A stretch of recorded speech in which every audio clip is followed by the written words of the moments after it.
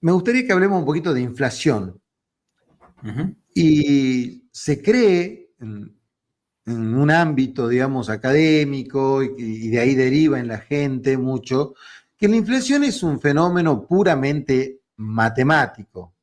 Bueno, vos lo mencionaste a Milton Friedman, creo que esa frase es de él, o vos me vas a corregir, pero en ese sentido sería interesante poder indagar algunos aspectos respecto de este fenómeno que es la inflación, y te lo pregunto como un argentino que le preocupa mucho, la cuestión siempre está, como te digo, hace poquito, inflación 2.1 mensual, digamos, y es un montón, digamos, aunque uno esté acostumbrado, ¿no?, a ese tipo de cosas.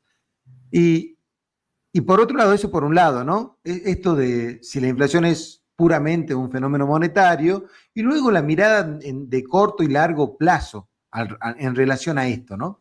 Así que, bueno, te dejo que puedas contestar ampliamente.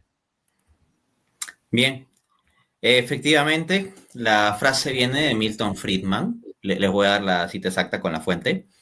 Milton Friedman, el economista liberal, ¿no? Premio Nobel, en su artículo The Counter-Revolution in Monetary Theory, publicado en Institute of Economic Affairs, Occasional Paper número 33 de 1970, dice, cito, la inflación es siempre y en todas partes un fenómeno monetario, en el sentido de que es y puede producirse únicamente mediante un aumento más rápido de la cantidad de dinero que de la producción.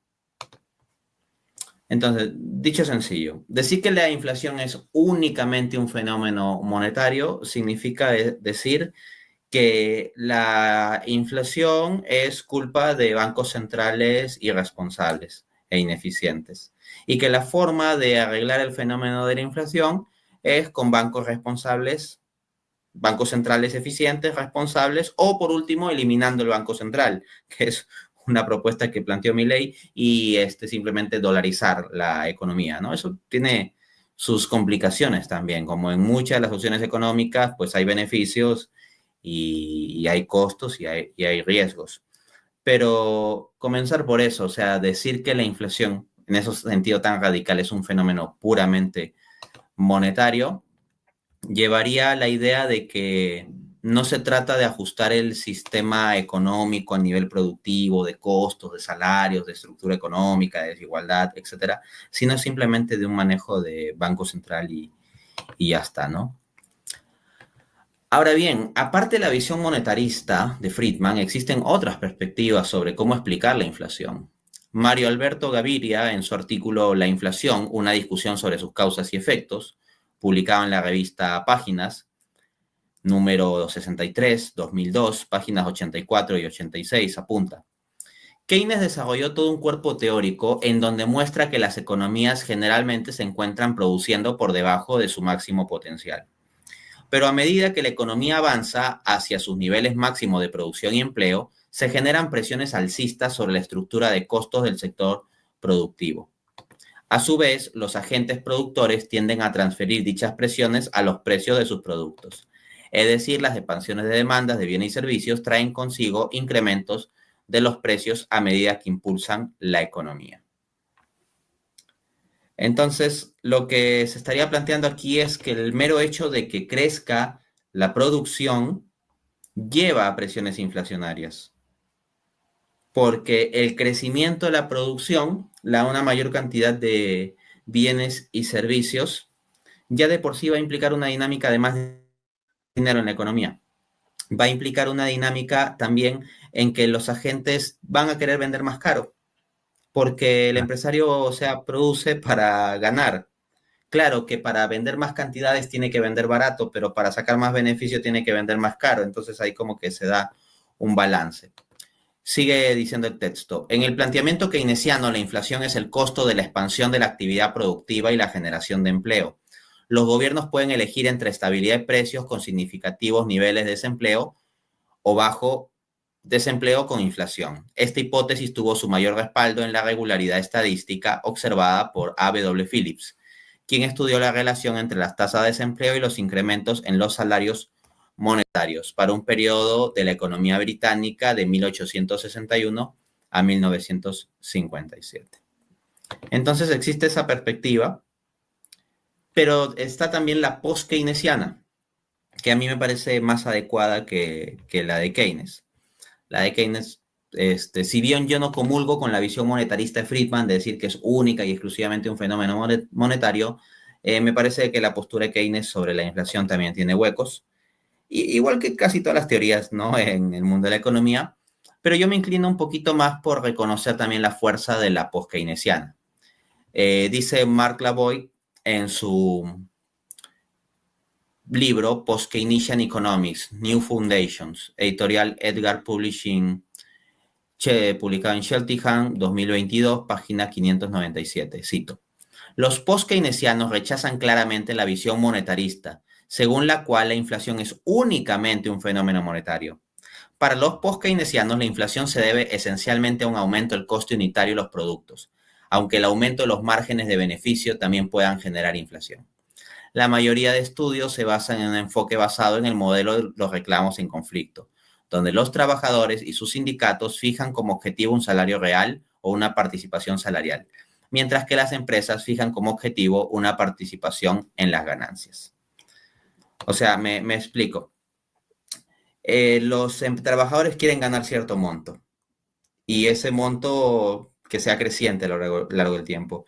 Y los empresarios quieren ganar cierto monto de beneficios y que ese sea creciente a lo largo del tiempo. Entonces, esa sola dinámica va a llevar a que las fuerzas internas del conjunto de empresas vayan llevando los precios hacia el alza. Y les quiero mostrar un fenómeno. Durante la pandemia de la COVID-19, que no fue un fenómeno monetario, ¿no?, hubo inflación. Ahora bien, esa inflación llevó a que se suban los precios de muchos productos por ciertas circunstancias de dificultades de producción. Cuando la pandemia fue pasando, ¿se bajaron los precios a sus niveles iniciales? En muchos casos no. Cuando hay causas muchas veces justificadas, como se dice, por ejemplo, sube el pasaje de los viajes en bus en la ciudad porque por la guerra en Ucrania hay restricciones con la provisión de petróleo. Entonces uno dice, bueno, subieron los pasajes, ok, pero hay esta explicación. Bueno, en primer lugar, la guerra en Ucrania no es un fenómeno puramente monetario y ahí ya hay presiones alcistas cuando se afectan temas de combustibles, petróleos que se utilizan para el sistema industrial y los transportes. Pero eventualmente la guerra se termina o deja de escalar o se estabiliza, pero los precios no bajan. Entonces, parece que la visión post-keynesiana de que habría este elemento de que empresarios y trabajadores quieren presionar por mayores ingresos y que eso puede estar explicando las dinámicas inflacionarias, creo que tiene sentido. Ojo, yo no es que descarto la idea de que la inflación sea un fenómeno monetario. Por supuesto, como economista sé algo básico, como que si el Banco Central comienza a imprimir billetes a lo loco, eso va a generar inflación. O sea, si simplemente imprime sin ningún sustento real, eso va a generar inflación. Sí. Entonces, estoy de acuerdo con la idea monetarista de que una emisión inorgánica de la moneda, o sea, que el banco imprima porque sí, llevará a inflación. Pero discrepo de la absolutización monetarista de decir que única y exclusivamente, siempre, en todas partes, será un fenómeno puramente monetario. No, existen matices como los planteados por Keynes y los post-keynesianos. Finalmente, con respecto al asunto del corto y largo plazo que me planteabas. Bueno, a veces sucede que los gobiernos toman ciertas políticas para acabar con la inflación y esas políticas terminan siendo muy duras para la gente, terminan suponiendo restricciones de su consumo, de su acceso a vivienda, pueden terminar exacerbando la desigualdad o la pobreza, pero a veces a lo que se apela es que, mira, a largo plazo esto se resuelve. Entonces, ustedes dejan que el libre mercado ajuste esto y aunque suframos en el presente, el libre mercado va a llevar a que a largo plazo estemos bien. Ese tipo de discurso ya lo escuchaba Keynes en su época y en su libro A Tract on Monetary Reform, editorial Macmillan, London, 1929, página 80, dice: Este largo plazo es una guía engañosa acerca de los asuntos presentes. En el largo plazo todos estaremos muertos. Los economistas imponen una tarea demasiado fácil e inútil si en épocas tempestuosas solo pueden decirnos que cuando la tormenta haya pasado, el océano volverá a estar en calma. Entonces muchas veces se apela a eso, ¿no? Que sí, estas políticas son duras, pero es que en el largo plazo resuelven los problemas.